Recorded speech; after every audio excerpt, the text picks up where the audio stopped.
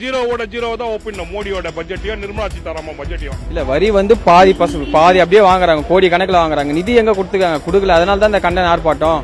இவங்க பண்ற ஆட்சிகள் வந்து எதுவுமே வந்து நிரந்தரமாக இருக்கக்கூடிய திட்டங்கள் ஒண்ணுமே கிடையாது. இது மத்திய அரசை கண்டித்து மத்திய அரசு மாற்றாந்தாய் போக்கோட தமிழ்நாட்டையும் மற்ற மாநிலத்தையும் புறக்கணிச்சு கண்டிச்சு போராட்டம் பண்றாங்க. இது பட்ஜெட்ல தமிழ்நாடுன்ற பேர் கிடையாது, தமிழ்நாட்டுக்கு ஒரு நிதி கிடையாது.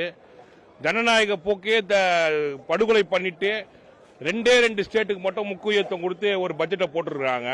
ஒரு தகுதி இல்லாத பட்ஜெட்னா நானே தெரியாதவங்க போட்ட பட்ஜெட்டை பத்தி எதிர்த்து போராட்டம் பண்ண வந்திருக்கிறாங்க. கடந்த முறை இல்ல, மோடி பொறுப்பேற்றதுல இருந்து தமிழ்நாட்டுக்கு தொடர்ந்து புறக்கணிப்பு தான். கடந்த முறை இந்த முறை ஒப்பிடவே முடியாது. கடந்த முறையும் ஒண்ணும் கிடையாது, இப்பயும் ஒண்ணும் கிடையாது. ஜீரோவோட ஜீரோ தான் ஒப்பிடணும் மோடியோட பட்ஜெட்டையும் நிர்மலா சீதாராமன் பட்ஜெட்டையும். மக்களால புறக்கணிக்கப்பட்ட ஒருத்தர் பட்ஜெட் போட்டா எப்படி இருக்குமோ அதுக்கான முன்னுதாரணம் இது. இந்த மாதிரி பட்ஜெட் உலகத்துல எவனையுமே பார்த்திருக்க முடியாது. இது வந்து பாஜக அரசை கண்டின ஒரு கண்டன ஆர்ப்பாட்டம். ஏன்னா எல்லா ஸ்டேட்டுக்கும் வந்து நிதி தராங்க, தமிழ்நாட்டுக்கு மட்டும் 0% ஏன்னே தெரியல. ஒரு மைனாரிட்டியான பாஜக அரசு வந்து ஏன் தமிழ்நாட்டுக்கு வந்து நிதி தரலன்னு கேட்டு எல்லா தமிழ்நாடு மாநில தலைவரும் ஃபுல்லா திமுக சார்பில் கண்டன ஆர்ப்பாட்டம் நடத்திருக்கோம்.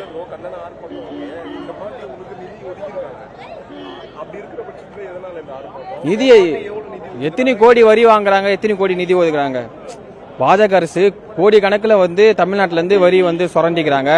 ஒரு நிதி ஒன்று கொடுத்தாதான் தமிழ்நாட்டில் வந்து இப்ப மெட்ரோ அந்த போல இதுக்கு எதுக்குமே நிதியே தரத்து இல்லை பாஜக அரசு. அதனால மோடி அரசை கண்டித்து ஒரு கண்டன ஆர்ப்பாட்டம் வந்து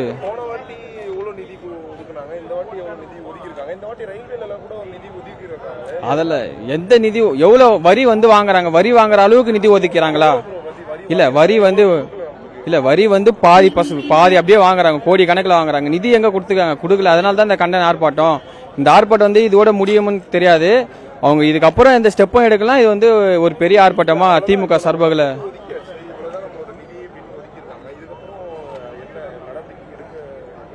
இல்ல நிதி ஒதுக்கிந்தா நாங்க ஏன் போராட்டம் பண்ண போறோம், ஆர்ப்பாட்டம் பண்ண போறோம்? நிதி ஒதுக்கல தானே போராட்டம் ஆர்ப்பாட்டம் பண்றோம். நிதி ஒதுக்கிந்தா நாங்க ஏன் போராட்டம் பண்ண போறோம்? ஏன் அது ஆந்திராக்கு எவ்வளவு நிதி ஒதுக்குறாங்க? பக்கத்திலேயே இருக்கு பீகார், பக்கத்திலே இருக்கு தமிழ்நாடு. ஏன் தமிழ்நாட்டுக்கு மட்டும் ஒதுக்கல? 40 நாள் திமுக வந்ததுனால அந்த ஒரு பொறாமை, அந்த ஒரு பொச்சரிப்புனால ஒதுக்கலையா? அது தப்பு இல்ல. அது எல்லாரும் மக்கள், நாங்களும் மக்கள் தான், அவங்களும் மக்கள் தான், தமிழ்நாடும் மக்கள் தான், அவங்களும் மக்கள் தான். சோ எல்லாரும் வந்து நிதி ஒதுக்கணும் கேட்டு தமிழ்நாட வஞ்சிக்கணும். அவங்களுடைய முழு திட்டம் அதுதான். தமிழ்நாட வஞ்சிக்கணும். இந்த மோடி அரசாங்கமோ இந்த நிதியமைச்சரும் தமிழ்நாடுக்கு இழைத்த துரோகங்கள் இதுவரைக்கும் இந்திய அரசியலில் யாருமே ஒரு பண்ணாத ஒரு குற்றச்சாட்டை இவங்க நிரூபிக்கிறாங்க. இதுக்கு விடைகள் கூடிய சீக்கிரம் விரைவாக வரும் என்பதை இந்த திராவிட முன்னேற்ற கழகத்தின் சார்பில் விடை என்றது ஒரு 6 மாசத்துல இந்த நாடாளுமன்ற பிரதமருடைய அமைச்சரவே மாற்றமா இருக்கும். அதுதான் விடை. இதுக்கு இவங்க பண்ற ஆட்சிகள் வந்து எதுவுமே வந்து நிரந்தரமாக இருக்கக்கூடிய திட்டங்கள் ஒண்ணுமே கிடையாது. நீங்க பாத்தீங்கன்னா பீகாரும் ஆந்திராவும் ஆந்திர பிரதேசத்துக்கு முக்கியத்துவம் கொடுத்துட்டு மற்ற மாநிலங்களை அவாய்ட் பண்ணியிருக்காங்க.